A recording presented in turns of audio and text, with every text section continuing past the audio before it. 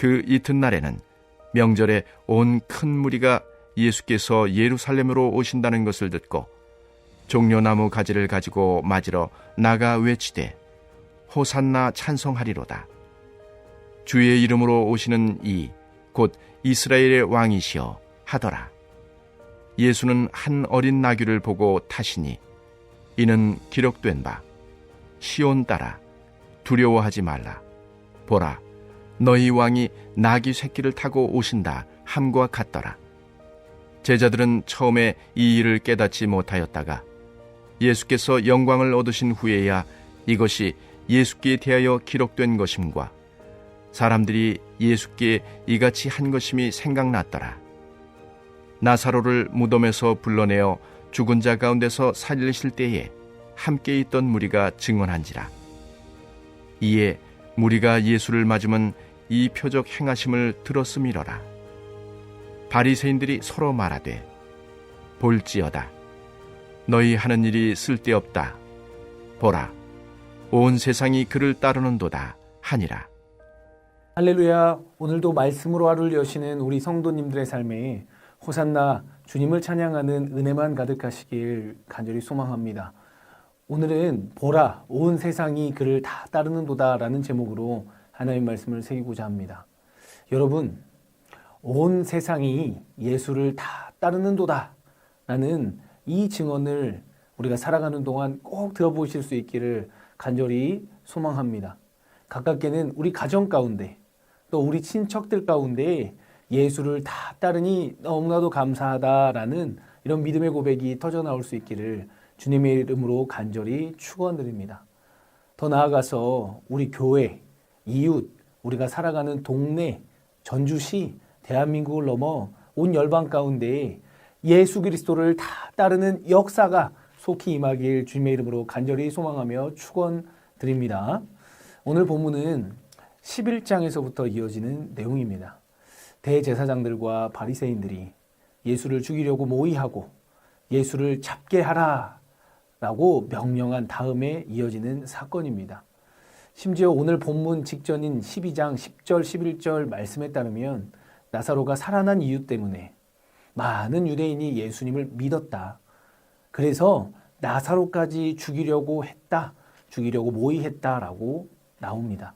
그러니까 오늘 본문 속에 예수님이 처하신 상황은 예수님 그리고 나사로까지 싸잡아서 모두 죽이고자 하는 대제사장들과 바리새인들이 지금 눈에 불을 켜고 지켜보는 가운데 일어난 사건인 것입니다. 마치 전쟁 중에 적군이 죽이려고 사방에서 포위하며 달려드는 그런 장면이 떠오르기도 합니다. 그런데 그런 상황에 어느 한 사람이 적을 향해 터벅터벅 나아갑니다. 그게 바로 오늘 예루살렘을 향하시는 예수님의 모습입니다. 그렇게 나아가는 예수님의 모습은 어떠했습니까? 매우 초라합니다. 화려한 비단과 갑옷을 걸치지도 않고 백마를 타고 큰 검이나 창을 들고 나아가는 게 아닙니다. 나귀, 그것도 새끼 나귀를 타고 빈손으로 나아가십니다. 제가 이 장면을 상상해 보면 이 상황은 마치 어느 한 사람이 모든 짐을 다 짊어지고 자수라도 하는 듯한 느낌, 패배나 항복을 선언하면서 걸어가는 그런 모습으로 느껴지기도 합니다. 그러나 오늘 본문의 요한복음 저자는 이 장면을 패배의 장면이 아닌 승리의 장면으로 묘사하고 있습니다. 제목에서도 다루었지만 오늘 본문 19절에 나오는 것처럼 결국 두 손 두 발 드는 것은 누구입니까? 바로 바리새인들입니다. 19절에서는 생략되었지만 대제사장들을 포함한 바리새인들이 바로 두 손 두 발을 들고 이렇게 말합니다. 우리 하는 일이 쓸데없어졌다. 세번역 성경에서는 이제 다 틀렸소라고 말하고 있는 것입니다. 비록 무리들이 예수님의 말씀이 아닌 예수님께서 행하신 표적을 보고 따라왔을지라도 그런 아쉬움은 차치하고라도 지금 바리새인들은 무리가 예수님을 맞이하는 모습, 그것을 보면서 혀를 내두르며 자포자기하고 항복하고 있는 상황인 것입니다. 우리가 손쓸 상황이 아니다. 예수님, 그분 보통 아니구나. 우리가 죽이려고 했다가는 오히려 역풍을 맞을 수도 있겠다. 이런 생각을 했던 것이죠.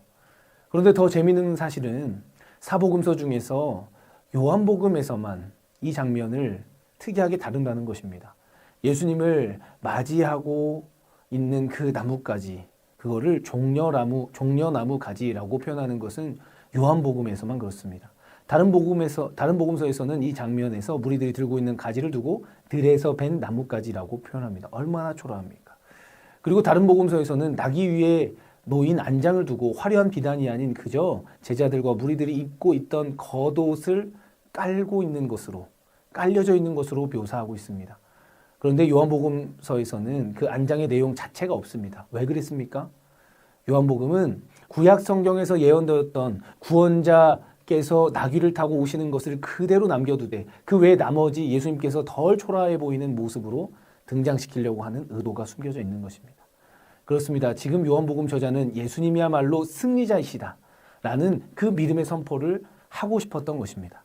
예수님은 구약의 예언을 성취하신 분이시며 그래서 참된 승리자이시며 그분만이 우리의 찬송받으실 분이시며 구원자 되신다라는 이 믿음의 선포를 하고 있는 것입니다. 예수님의 모습이 세상의 눈으로 볼 때는 아무리 초라한 모습일지라도 그분만이 우리의 구원자 되시며 승리자 되시고 찬송받으실 분이시라는 이 믿음의 고백이 우리 가운데에도 충만하시길 주님의 이름으로 간절히 축원드립니다. 그리고 저는 오늘 본문의 마지막 절인 19절에서 바리새인들이 했던 이 항복 선언이 우리 주변에 세상 길로 나아가려고 했던 수많은 이들 가운데에 이런 항복 선언이 터져 나올 수 있기를 간절히 소망합니다. 그들이 세상을 쫓아 죄와 사망의 길로 나아가고 있음을 인정하는 이 항복 선언이 그들 가운데 있어서 오히려 그들이 주님께로 돌아오는 회개의 축복이 있기를 간절히 소망합니다. 그렇습니다. 우리 성도들은 세상을 향하여 복음을 전하고 항복 선언을 받아내야 될 줄 믿습니다. 내가 생명의 길을 가지 못했었다고, 내가 그렇게 목숨 걸고 돈 쫓고 명예 쫓으며 살아왔던 그 길이 나를 죽이는 길이고 죄와 사망의 길이고 멸망의 길이었음을 인정하고 이제라도 두 손 두 발 다 들고 참 생명 되신 예수님, 생명의 길이신 예수님, 그분께로 돌아서겠노라고 이렇게 항복하는, 그렇게 해서 주님께 돌아오는 축복의 역사가 우리 주변에서 목도되어지길 주님의 이름으로 간절히 축원드립니다. 말씀을 맺고자 합니다. 오늘 본문 말씀을 통해 우리 주님께서는 우리를 향해 이렇게 물으십니다. 너는 십자가에 달린 예수님, 패배자인 것 같은 예수님, 초라한 모습으로 나아가시는 그 예수님, 그 예수님이 진정한 구원자이시며 승리자이심을 믿느냐라고 물으십니다. 우리가 아멘으로 화답한다면 그런 믿음 가운데 주님을 따르고 맞이한 사람들에게는 세상의 인정, 세상의 항복 선언이 뒤따라온다라고 오늘 본문 말씀을 통해 우리에게 말씀하십니다. 그렇습니다.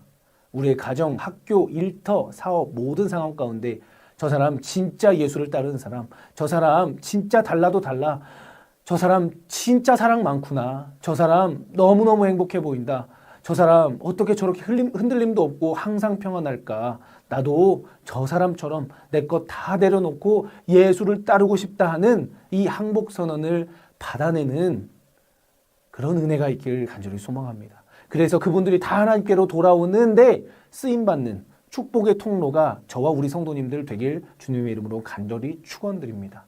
그래서 결국에는 온 세상이 예수를 다 따르는구나 하는 이 승리의 선언이 우리 가운데 주어지며 하나님께 칭찬받으며 영광 올려드리는 우리 모두가 되시기를 주님의 이름으로 간절히 축원드립니다.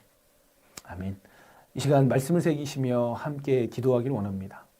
주님, 온 세상이 주님을 따르는 은혜의 날을 속히 허락하여 주옵소서. 그 일에 쓰임받는 우리 모두가 되게 하여 주옵소서.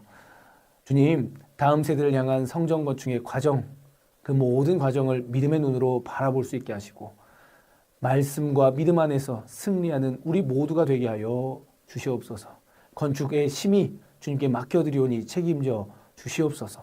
그리고 오늘부터 진행될 고등부 겨울 수련회와 토요일 주일에 있을 유년부, 초등부 겨울 성경학교 가운데 역사하여 주셔서 다음 세대 아이들을 만나 주시옵고 주님만이 구원자이심을 믿음으로 선포하는 다음 세대 자녀들 되게 하여 주옵소서. 그리고 각자 가지고 계신 기도의 제목 붙드시고 기도하시겠습니다.